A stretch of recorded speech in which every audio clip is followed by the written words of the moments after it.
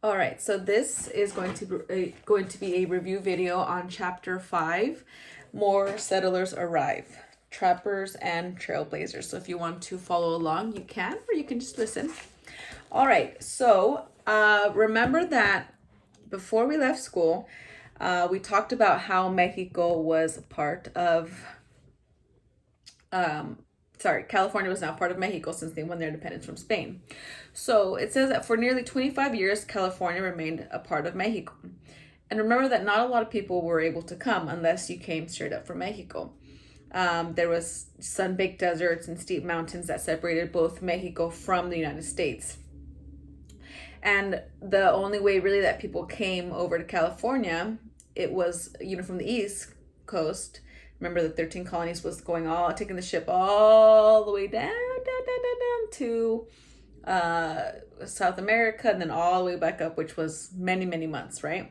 So people started thinking, well, what if we just went west? What would happen? And that's what they started doing. There were people called fur trappers, and what they did was they caught beaver furs so that they can trade with other people. And so there was a great demand for the products in both Europe and the United States. A demand is a need for something, and a supply is the amount of service. So there was a big, it's called demand and supply. So trappers started pushing westward to the Rocky Mountains to find more animals. The first fur trapper to cross over to California was Jedediah Strong Smith. So he was the owner of a company called the Rocky Mountain Fur Company, and he hoped to explore California and the surrounding lands around it. So when Jedediah Strong Smith did reach California, he went to the San Gabriel Mission. We know about missions, right? The head of the mission, which was Father Jose Sanchez, he was very surprised at this group of people coming. Can you imagine, they came from the East Coast, and they're dirty and very shabby clothes and scruffy, and he kind of was just like, okay, sure, you guys can come in, and so they were there, they were welcome at the mission, and then they came south to San Diego, where we're at. So California's governor, Jose Maria Echeandia, he did not welcome Smith and his group. He looked at these people and he was like, first of all, you guys look very different. And second of all, if you guys come, you guys don't have our permission. You don't have my permission. And he put them in jail. He was also very worried that other people from the United States might come also. So he put them in jail and he let them go when they promised that they would leave California. That didn't happen. They said, yeah, sure, we'll leave, sorry for coming to your country here. And so they wanted to explore more of California. They crossed the San Gabriel Mountains and headed north to the San Joaquin Valley, which, if we know about California, is in the middle of California. And so, think about it. What do you think they saw when they explored north of California, central California, and then kept going? I mean, just this vast, fertile, nice, land that they thought, why don't we come back and why don't we go spread the word of all this beauty?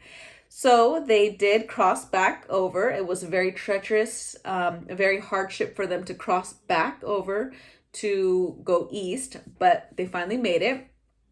And eventually many more did come across.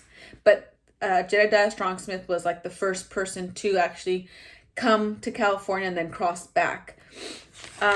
So then, as we turn the page on page 202, there was many more people who started coming west. So the first people we hear about are Sylvester Patty and his son James Ohio Patty.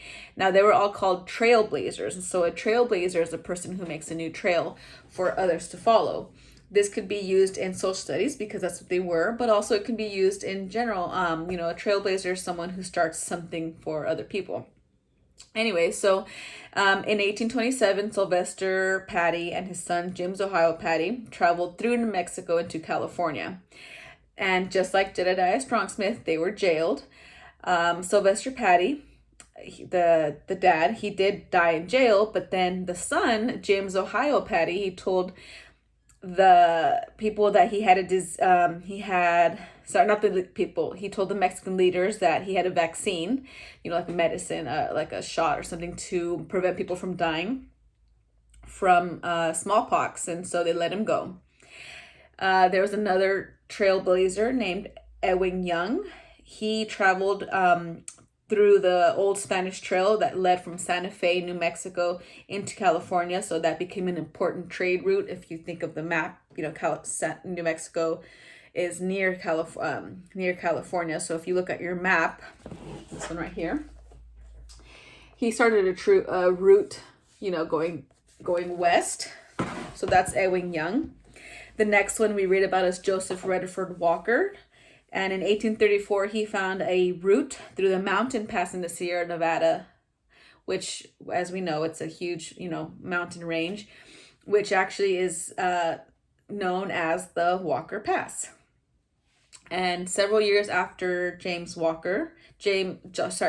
Rutherford Walker found the Walker Pass, James Beckwourth also became another important trailblazer because he found another pass through the Sierra Nevada. And he was also a fur trapper and a trader. He was very friendly with the Native American groups, and so he often lived with them for a long time. So those are all important trailblazers and people who discovered, they discovered trails coming to California and kind of exposing this beautiful, beautiful state that, the more and more people started hearing about it, they were like, I think I need to go check out this state they call or I guess it was country, right? California. That's west of here. So little by little, more and more Americans were coming to California and hoping to begin their new lives here. And that's the end of chapter 5, lesson 1, where it says more settlers arrive.